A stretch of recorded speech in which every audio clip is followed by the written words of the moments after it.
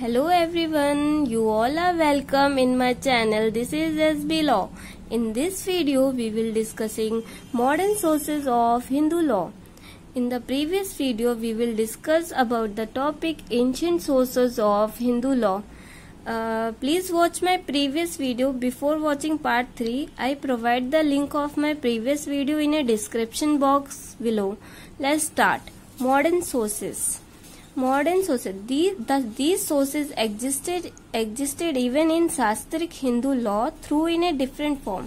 ये जो सोर्सेज हैं मॉडर्न सोर्सेज के, ये एग्जिस्ट करते हैं शास्त्रिक हिंदू लॉ में डिफरेंट फॉर्म्स में. Modern source of Hindu law included equity, justice and good conscience, precedent and legislation. Modern sources इसमें क्या हिंदू लॉ में आते इंक्लूड करते हैं equity, justice and good conscience, precedent और legislation. First we will start from justice, equity and good conscience. What do you mean by equity? Equity means fairness in dealing. Fairness मतलब क्या होता है? समानता. समानता का मतलब है व्यवहार से निष्पक्षता. ठीक है, ये शुद्ध हिंदी होती है. मॉडर्न सेकेंड पॉइंट है हमारा, modern judicial system greatly relay on being impartial. Impartial का मतलब है निष्पक्षता और रिले का मतलब है भरोसा. मतलब मॉडर्न जुडिशियल जो सिस्टम है वो ग्रेटली भरोसा करती है बीइंग इम्पार्शियल में. ठीक है.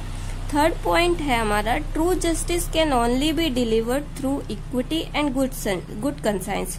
ट्रू जस्टिस जब भी हम डिलीवर्ड कर सकते हैं जब हमारा इक्विटी, समान और गुड कंसाइंस हो. When no rule is given, जब कोई रूल ना दिया हो, a sense of reasonableness must prevail.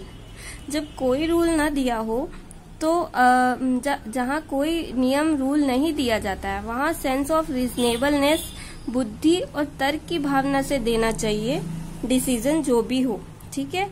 हमारा फिफ्थ पॉइंट है, अकॉर्डिंग टू गौतम के according the decision should be given that is acceptable to at least 10 people who are knowledgeable in shastra. ठीक है.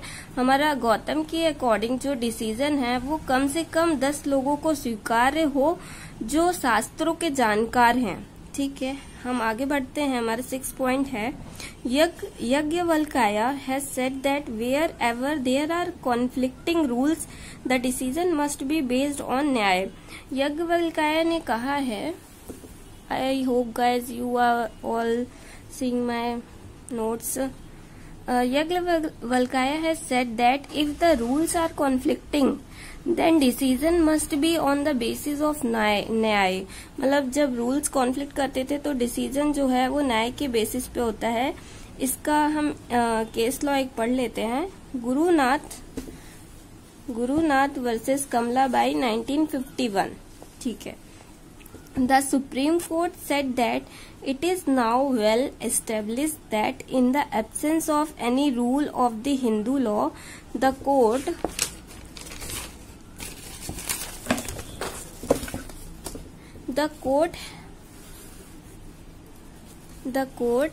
have the authority to decide cases on the basis of principles of justice, equality and good conscience unless in doing so the decision would be repugnant to or inconsistent with any doctrine or theory of Hindu law.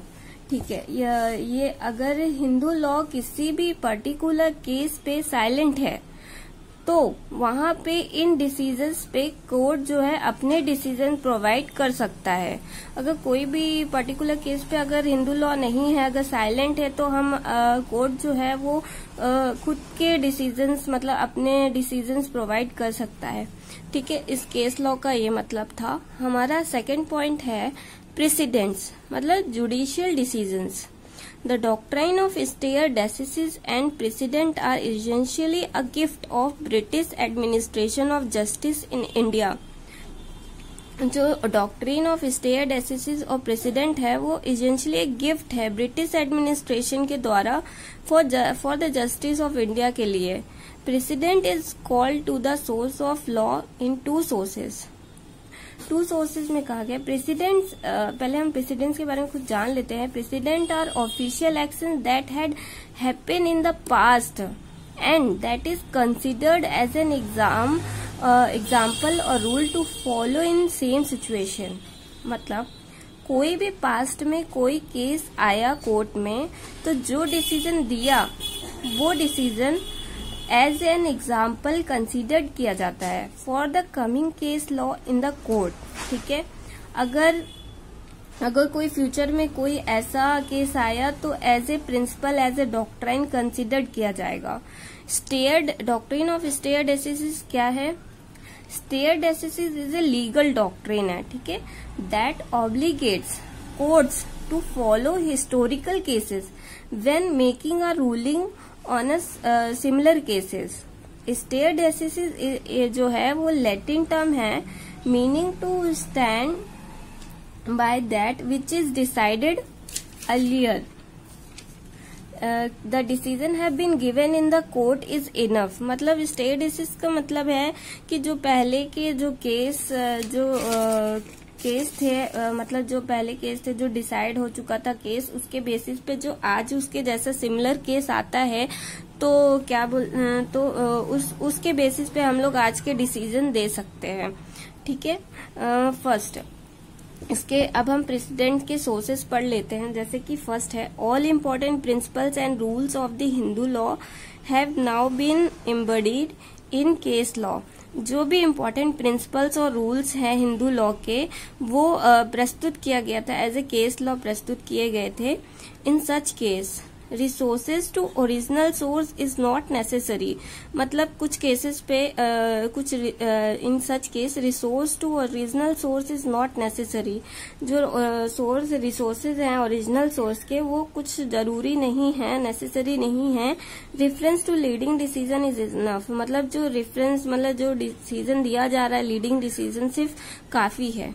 ठीक है, second point क्या है हमारा? Precedent is a source of law. Precedent जो है वो source of law है in the sense that by the process of judicial interpretation doctrines principles and rule of law stand modified all together. New principle doctrines and rules have now introduced in the body of Hindu law. ठीक है, president जो है वो source of law है in the sense that by the process of judicial interpretation doctrines principle और जो rules of law है वो मॉडिफाई किए गए ऑल टुगेदर.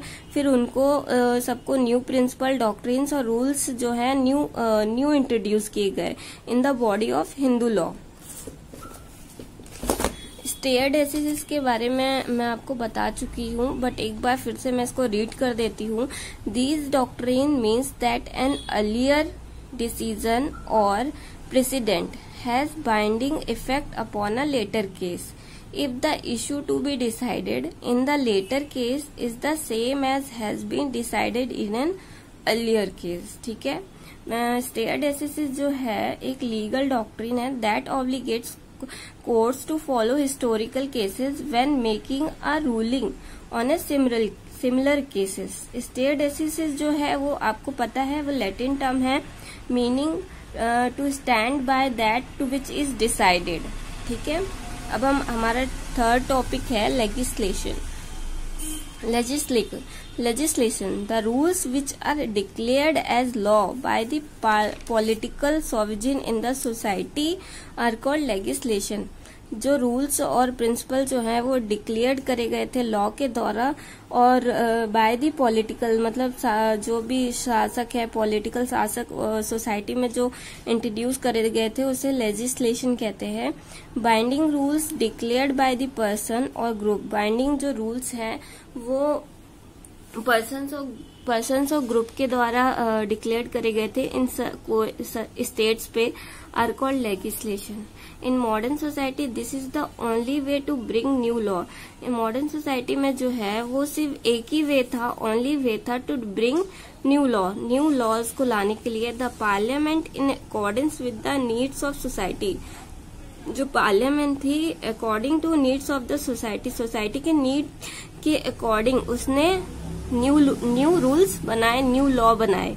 ठीक है, लेजिस्लेशन जो है फॉर एग्जाम्पल इसका एक एग्जाम्पल है a new way of performing Hindu marriage in Tamil Nadu that got writ of rituals and price was rejected by the Supreme Court on the basis that new customs cannot be